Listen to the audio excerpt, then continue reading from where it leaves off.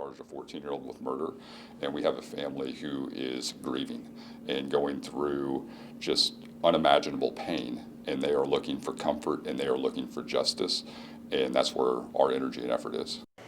Today, the Marion County prosecutor charged a 14-year-old with murder. He's now facing 3 other charges as well. It's 4 p.m. on your Friday. Thanks for joining us. I'm Felicia Lawrence. And I'm Dustin Grove. Those other charges include felony murder, attempted robbery resulting in serious bodily injury, and dangerous possession of a firearm. The prosecutor also told us the young suspect has no other criminal history. So this was the scene last Thursday night where a 23-year-old man was shot in a parking garage on Capitol Avenue near Georgia.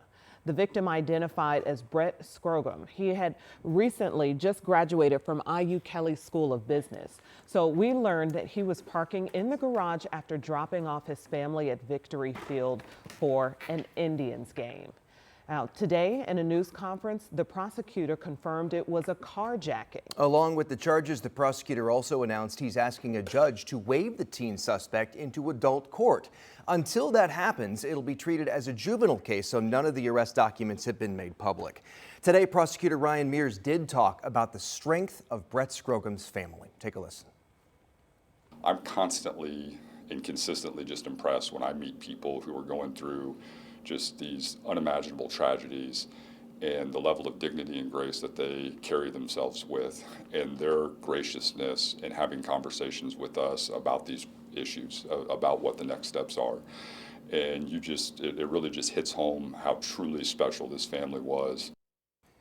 IMPD also addressed youth violence. As the chief told us yesterday, as we all heard, police say they've arrested 4 teens for murder in the last 4 weeks.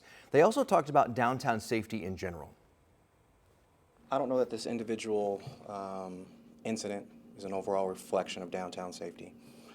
Certainly a tragic incident, but we as a law enforcement agency, we as a community, it certainly brings out the fact that we have to continue to work together to make sure that all parts of our city remain a good and safe place to live. Also today, Metro Police acknowledged the work and impact outside community organizations can have when it comes to curbing violent crime, especially involving young people.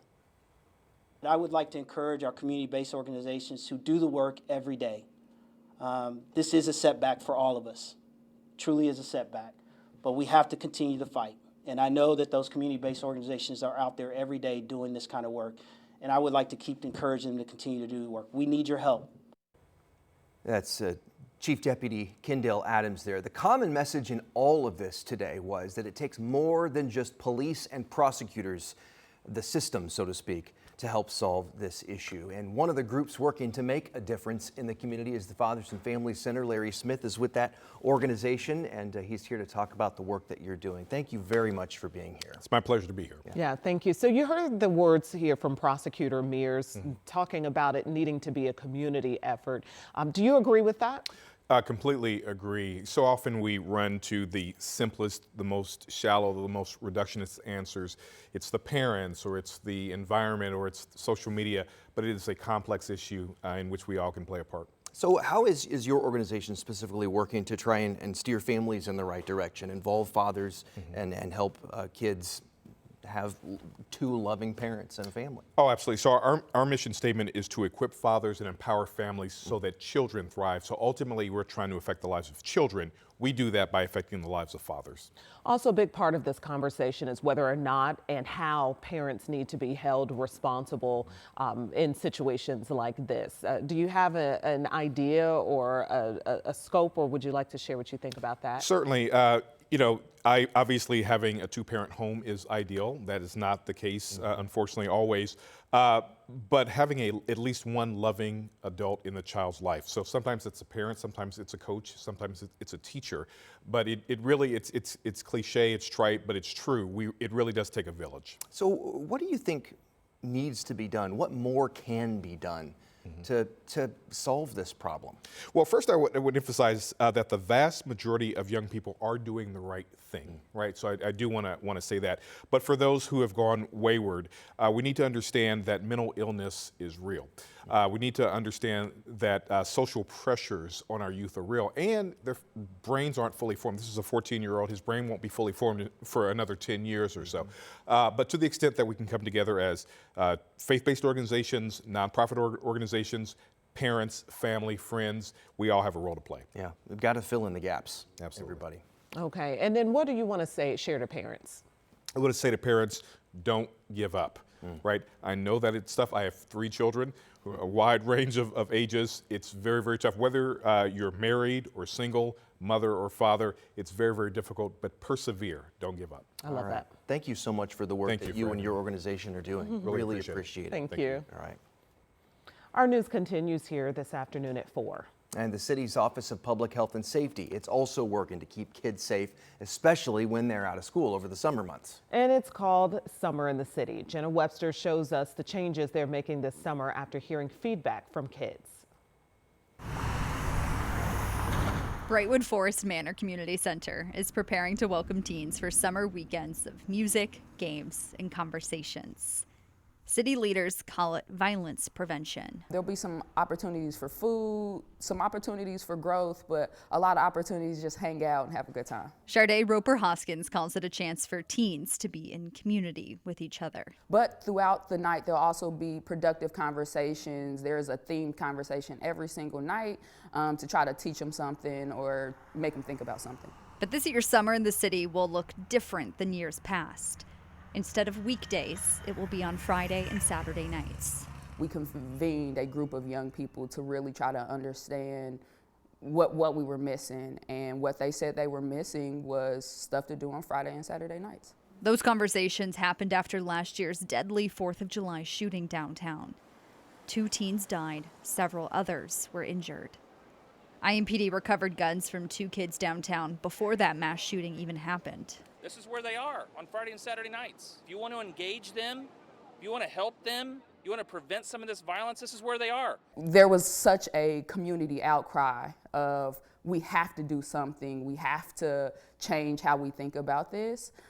So when that conversation was convened, where we spoke with young people from across our city, we spoke with youth providers from across our city, it was important for us to listen, and it was super important for me to act. Weekend programs like Summer in the City could be more important than ever this summer, as city leaders raise the alarm on more crimes involving kids.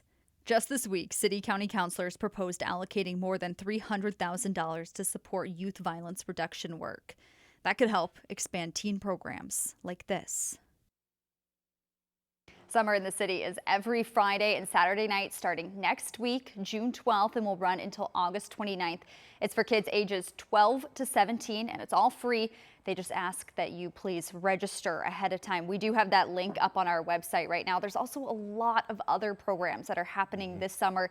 If your kids, your teens need something to do during the week and on the weekends, you can find all of that under the same story on WTHR.com. Okay, parents, families are looking for solutions. Thank you. Looking for options. Mayors from across central Indiana are also coming together to address this recent violence. It's a bipartisan move. Indianapolis Mayor Joe Hogsett and Carmel Mayor Sue Finkham announced a regional mayor's public safety partnership summit, and they say they'll meet several times a year.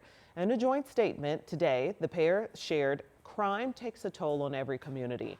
Individuals who commit crimes often move among jurisdictions, creating challenges that no single community can solve alone. As mayors, we're committed to working together to address this critical issue on behalf of those we serve. Mayors from cities in 9 surrounding counties are going to be asked to bring their police chief in to join in on these discussions, and we certainly look forward to following up with all of that. Let's get a check of our first forecast this Friday night. Hey, Rob.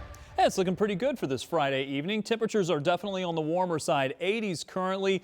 We had some showers that tried to move our way. Most of this has dried up for the most part. We still have a chance that we could see an overnight shower, but the better chance is going to arrive for tomorrow. So your evening forecast, not so bad. We'll call it partly cloudy skies. Again, that chance for rain overnight isn't 0. We'll call it isolated showers. 67 for the overnight low temperature, and then for your Saturday, decent rain chances off and on throughout the day. I'll walk you through this in Future Track, and I'll have that for you coming up in just a bit.